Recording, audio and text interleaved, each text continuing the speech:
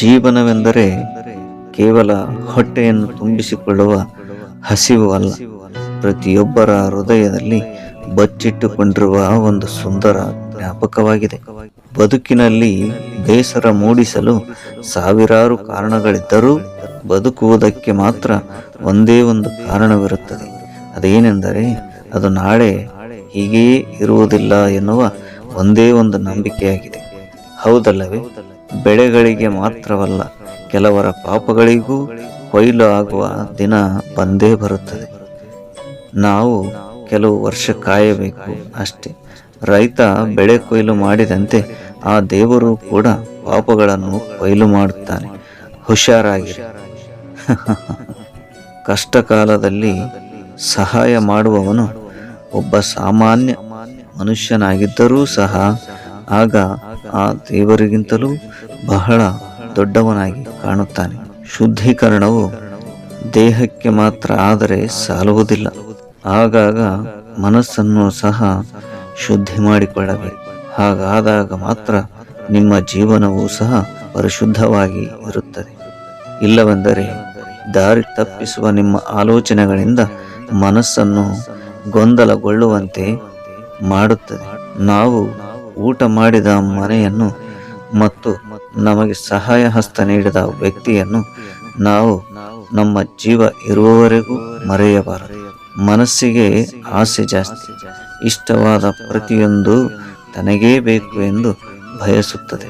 ಮತ್ತೆ ಈ ಸಮಯಕ್ಕೆ ಸ್ಪಷ್ಟತೆ ಹೆಚ್ಚು.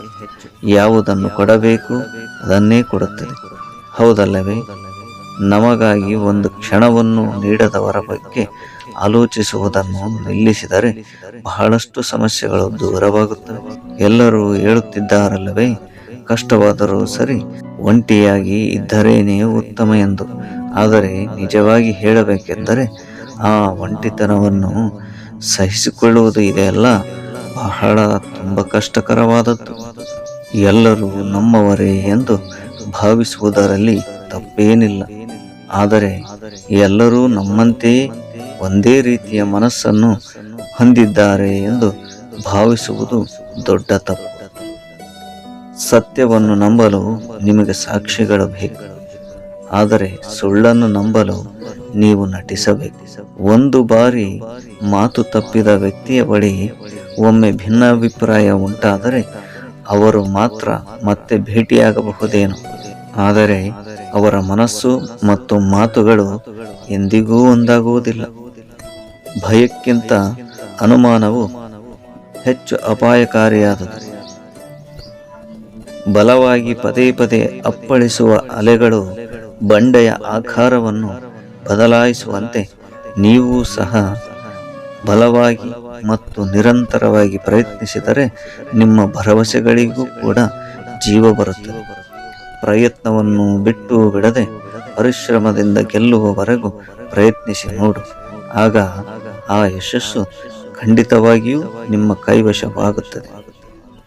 ಇಷ್ಟೊಂದು ಶುಭ ಸಂದೇಶಗಳಲ್ಲಿ ನಿಮ್ಮ ಮನಸ್ಸಿಗೆ ಯಾವ ಸಂದೇಶ ಇಷ್ಟವಾಯಿತು ಎಂದು ಕೆಳಗೆ ಕಾಮೆಂಟ್ ಬಾಕ್ಸ್ನಲ್ಲಿ ಕಾಮೆಂಟ್ ಮಾಡಿ.